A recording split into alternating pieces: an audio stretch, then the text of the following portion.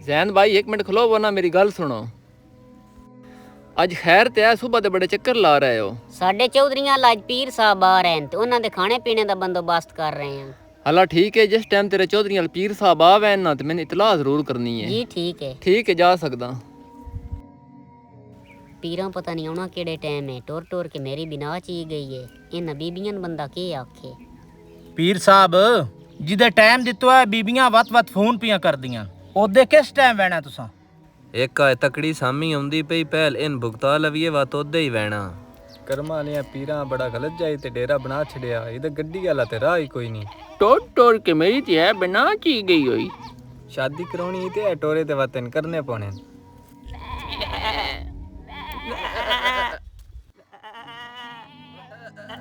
ਸਲਾਮ ਅਲੈਕਮ ਭਾਈਜਾਨ, ਪੀਰ ਡੇਰੇ ਤੇ ਹੀ हैं। ਜੀ ਆ ਭਾਈ, ਤੁਹਾਡਾ ਇੰਤਜ਼ਾਰ ਕਰਦੇ ਪੈਂ ਡੇਰੇ ਤੇ। ਮਿਹਰਬਾਨੀ।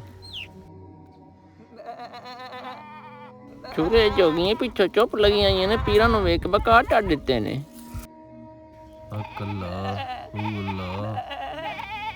ਅੱਲਾ ਹੁਣ ਇੰਨੇ ਚਬਲ ਕੋਈ ਨਾ ਕਰਿਆ ਉਦੋਂ ਮੁਰੀਦ ਆ ਗਏ।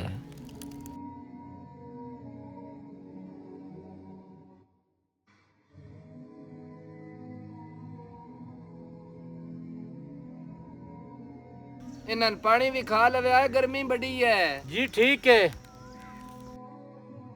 ਮਾਸ਼ਾਅੱਲਾ ਛਾਂ ਬੜੀ ਠੰਡੀ ਬਣਾਈ ਹੋਈ ਹੈ।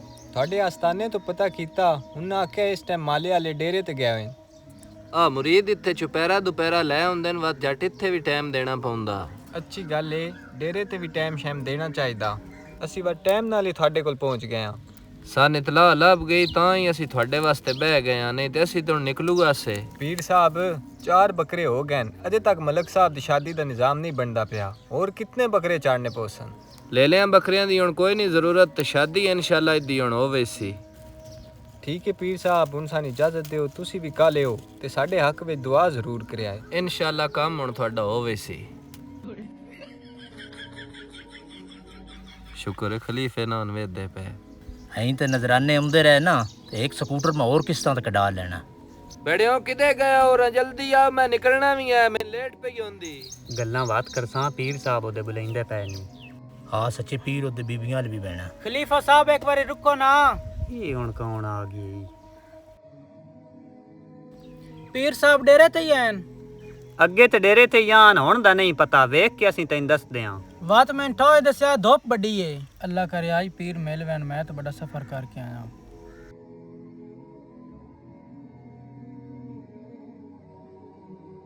ਪੀਰ ਸਾਹਿਬ ਇੱਕ ਹੋਰ ਮੁਰੀਦ ਤੁਹਾਨੂੰ ਮਿਲਣ ਆਇਆ ਹੈ। ਹੱਥੇ ਚ ਕਈ ਸ਼ੈ ਐਸ ਕੇ ਖਾਲੀ ਆਇਆ ਹੋਇਆ। ਤੁਸੀਂ ਹੱਥੇ ਦੀ ਗੱਲ ਕਰਦੇ ਹੋ, ਜਿਹੜਾ ਚੱਗਾ ਪਾਇਆ ਹੋਇਆ ਉਹਦੇ ਬੋਝੇ ਵੀ ਕੋਈ ਨਹੀਂ।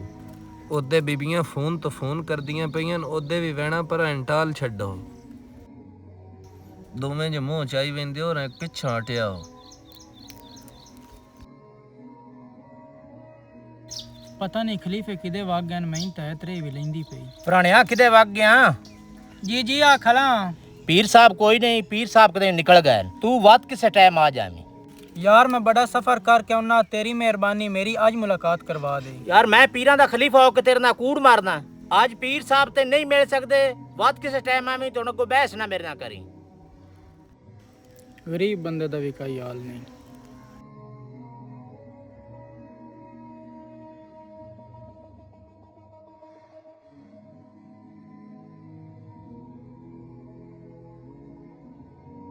पीर साहब उन्होंने तो मैं टाले आया है। ठीक है, तुसी हुण डेरे दा ख्याल रखिया। मैं आस्ताने ते चलिया, उत्थों ना दो कि मैं उदे निकल वैना। मैं अगे ही उदे बड़ी लेट हो गई। बेफिक्र हो के जाओ, असी डेरे ते ही हां। ਚੈਲੀ ਪੀਰ ਔਰਤਾਂ ਨਾਲ ਕੀ ਕੀਤਾ, ਇੱਕ ਬਹੁਤ ਹੀ ਸਬਕ ਅਮੋਜ਼ ਸਟੋਰੀ ਹੈ। ਅਗਲਾ ਪਾਰਟ ਇਨਸ਼ਾਅੱਲਾ ਕੱਲ ਸ਼ਾਮ 8 ਵਜੇ ਅਪਲੋਡ ਹੋ ਸੀ।